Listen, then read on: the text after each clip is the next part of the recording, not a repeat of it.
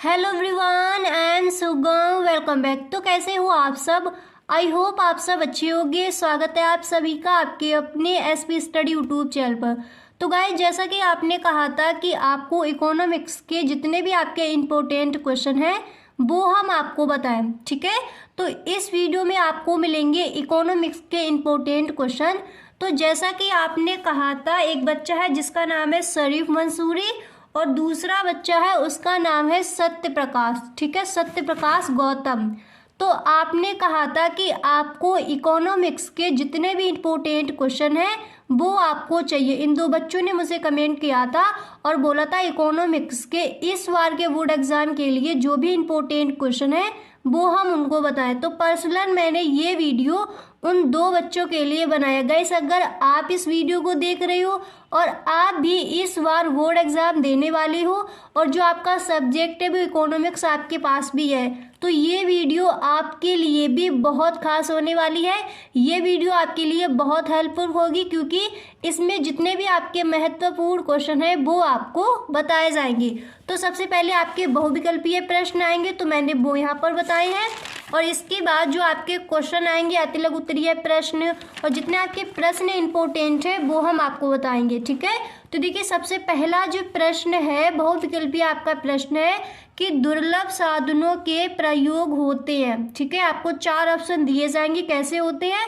वैकल्पिक, दुर्लभ साधनों के प्रयोग वैकल्पिक होते हैं, ठीक है। ये आपको ध्यान रखना है, यानी जितने आपके जो सही आंसर है वो ही मैंने यहाँ पर रखे हैं। आपको 4 ऑप्शन दिए जाएंगे, जो आपका राइट आंसर है वही आपको लिख कर आना है, ठीक है।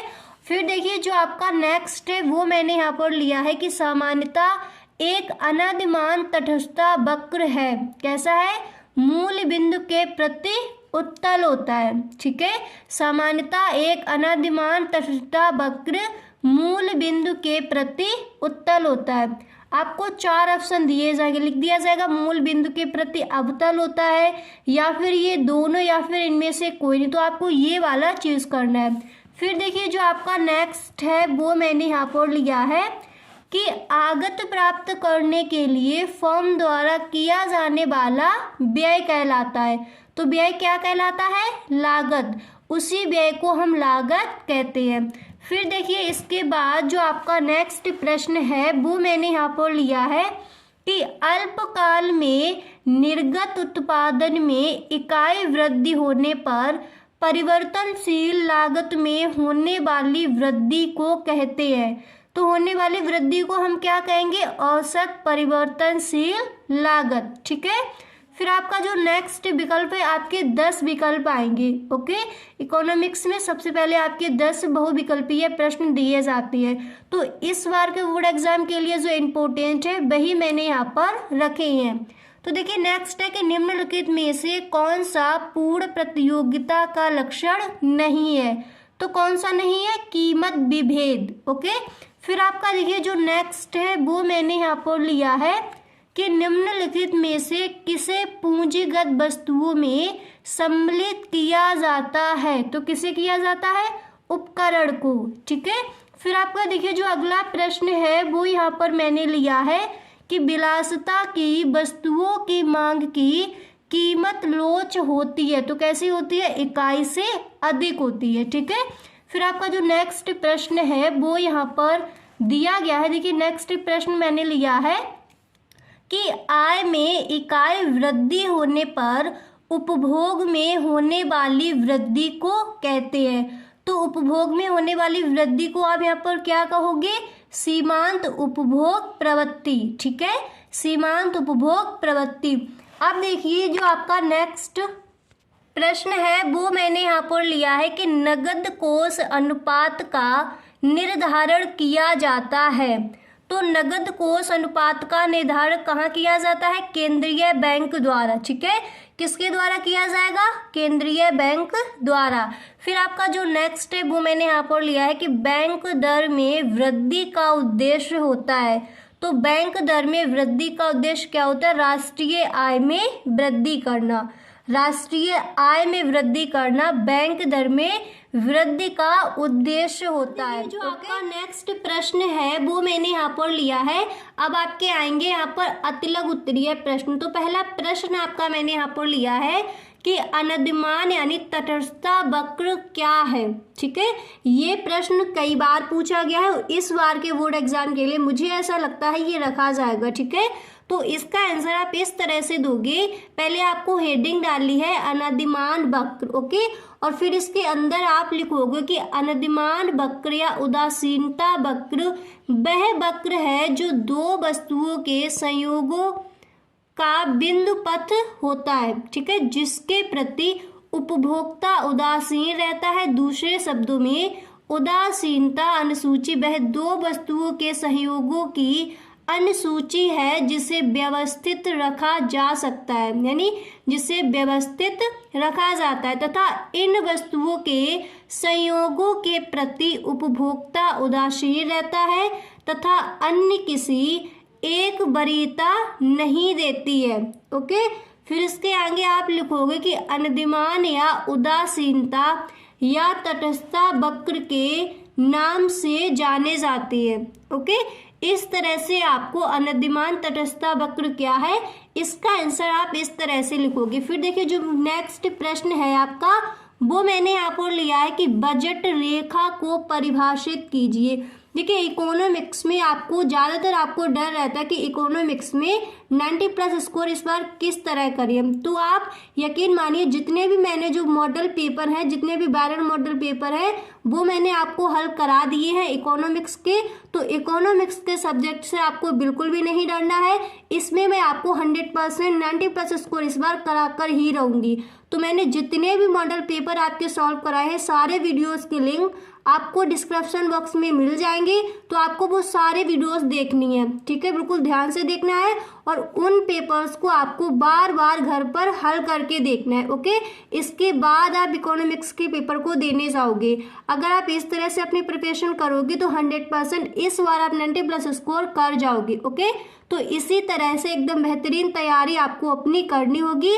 अगर इस बार आप 90+ स्कोर करना चाहते हो तो जितने भी आपके मॉडल पेपर है वो आपको सॉल्व करने ही पड़ेंगे। ठीक है, जो भी टॉपर बच्चे होते हैं वो इसी तरह से अपनी तैयारी को करते हैं। ओके, तो देखिए आपका प्रश्न दिया गया है कि बजट रेखा को परिभाषित कीजिए। तो यहाँ पर देखिए सबसे पहले आप हेडिंग डालोगे बजट रेखा और फिर इसके अंदर आप लिखोगे कि बजट रेखा या कीमत रेखा दो वस्तुओं के ऐसे संयोगों को प्रदर्शित करती है जिसे एक उपभोक्ता अपनी दी हुई आय या वस्तु की कीमत के साथ खरीद सकता है। बजट रेखा या कीमत रेखा कहलाती है। यहाँ पर देखिए दिया गया है बजट रेखा को परिभाषित कीजिए। अगर आपसे पूछ दिया जाए कि कीमत रेखा क्या है, कीमत रेखा की परिभाषा दीजिए, तब भी आपको यही लिखना है। ओके, फिर देखिए जो आपका नेक्स्ट प्रश्न है और ये प्रश्न कई बार पूछा गया कि कब डगलता उत्पादन फलन लिखिए। ओके, तो आपको देखिए पहले इस तरह से हेडिंग डालनी होगी कि कब डगलता उत्पादन फलन और फिर इसमें आपको लिखना होगा कि प्रोफेसर कब डगलता ने मिलकर सन 1922 ईस्वी में उत्पादन पर श्रम पूंजी को ज्ञात करने के लिए एक सूत्र का आविष्कार किया जो इस प्रकार है। इस तरह से आपको लिखना है। ठीक है, और फिर देखिए आपको ये लिख देना है कि P बराबर BLK/C1 - K, जहाँ पर P बराबर ये क्या है कीमत और L के बराबर क्या है ऋणात्मक स्थिरांक। ठीक है, और L बराबर आपका दिया जाएगा श्रम, C बराबर आपका हो जाएगा पूंजी। फिर आपको इसमें इतना और लिख देना है। देखिए आपको 2 लाइनें लिख देनी है कि इसमें उत्पादन पूंजी व श्रम पूंजी के संबंध को बताती है कीमत रेखा या बजट रेखा कहलाती है। फिर इसके बाद देखिए जो आपका नेक्स्ट प्रश्न है वो मैंने यहाँ पर लिया है। ये प्रश्न बहुत ही इंपॉर्टेंट है। हर वीडियो में आपको बताती हूँ, जितने भी वीडियोस मैंने बनाए हैं सारे वीडियोस में मैंने ये बताया कि उत्पादन की स्थिर लागत से आप क्या समझते हैं।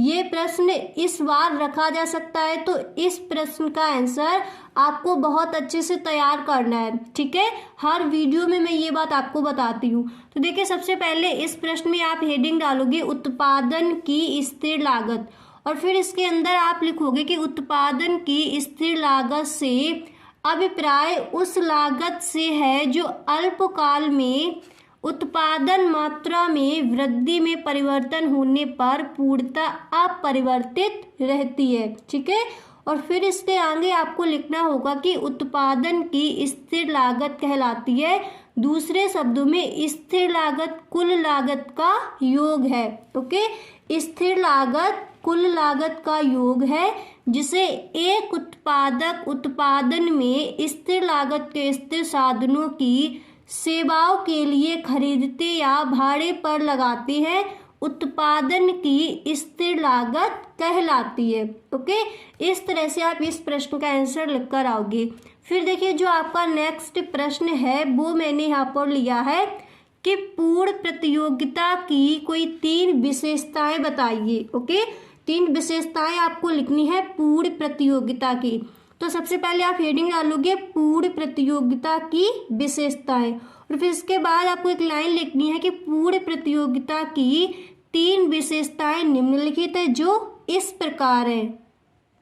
तो देखिए आपको सबसे पहले फर्स्ट पॉइंट डालना है और फिर इसमें आपको लिखना है कि पूर्ण प्रतियोगिता में क्रेताओं व विक्रेताओं की संख्या बहुत अधिक होती है, इतनी अधिक कि कोई एक व्यक्ति वस्तु की कीमत को प्रभावित नहीं कर सकता है। ओके, फिर आपको सेकंड पॉइंट डाला है, उसमें आपको लिखना है कि परिवहन शक्ति शून्य होती है जिससे सभी वस्तुओं के प्राइस एक समान होते हैं। और फिर आपको नेक्स्ट लिखना है कि बाजार का पूर्ण ज्ञान होता है तथा वस्तुओं का आकार, रंग, रूप, आकृति आदि समान होती हैं। इस तरह से आपको इसकी 3 विशेषताएं यानी पूर्ण प्रतियोगिता की 3 विशेषताएं आपको लिख देनी है। अब देखिए जो आपका नेक्स्ट प्रश्न है वो मैंने यहाँ पर लिया है कि स्वयं निवेश से आप क्या समझते हैं। तो सबसे पहले यहाँ पर आप हेडिंग डालोगे स्वायत्त निवेश, और फिर इसके अंदर आप लिखोगे कि स्वायत्त निवेश सरकार द्वारा किए जाने वाले सामाजिक कल्याण से संबंधित होता है। यह एक देश की अर्थव्यवस्था के आय के स्तर पर ध्यान नहीं देता तथा न आय के बढ़ाने से और न घटाने पर और न हानि से व लाभ से, यह तो केवल सरकार द्वारा सार्वजनिक कल्याण हेतु किए गए निवेश से अभिप्राय देता है। ठीक है, फिर इसके बाद आप लिखो कि स्वयं निवेश कहलाता है। इस तरह से आपको इस प्रश्न का आंसर लिखना है। ठीक है, अब देखिए जो आपका नेक्स्ट प्रश्न है वो मैंने यहाँ पर लिया है कि भुगतान शेष यानी भुगतान शेष यहाँ पर संतुलन से क्या तात्पर्य है। तो सबसे पहले आप क्या करोगे, इस तरह से आप हेडिंग डालोगे। देखिए हेडिंग आपको हर प्रश्न के आंसर जब लिखोगे, हर प्रश्न के आंसर में आपको हेडिंग डालकर ही लिखना है, डायरेक्ट आप लिखना स्टार्ट नहीं कर दोगे। ठीक है, अच्छे से आपको हेडिंग डालनी है, फिर उसके बाद आपको रचा रचा कर लिखना है। ठीक है, थोड़ा फास्ट भी लिखना है, ज़्यादा स्लो नहीं चला, नहीं तो आपका पेपर छूट जाएगा। ओके, फिर देखिए आपको लिखना है कि भुगतान शेष से अभिप्राय एक निश्चित अवधि में एक देश से दूसरे देश के साथ आर्थिक लेन देन होता है।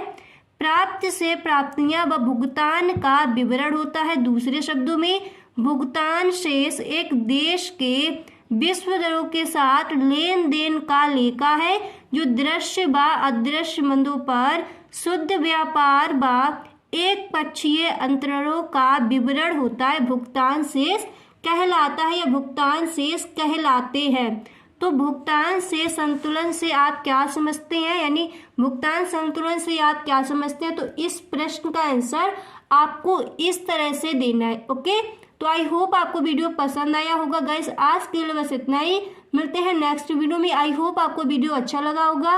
गाइस अगर आपको वीडियो अच्छा लगा है तो अपने दोस्तों में शेयर ज़रूर करें। और गाइस अगर आपको किसी भी सब्जेक्ट में कहीं पर भी कोई दिक्कत है, किसी भी प्रश्न का आपको आंसर समझ नहीं आ रहा है, तो please tell me in the comment box. Comment box में आप हमें ज़रूर बताएं, नेक्स्ट डे ही उस प्रश्न का सॉल्यूशन हम आपको दे देंगे। Okay, thanks for watching.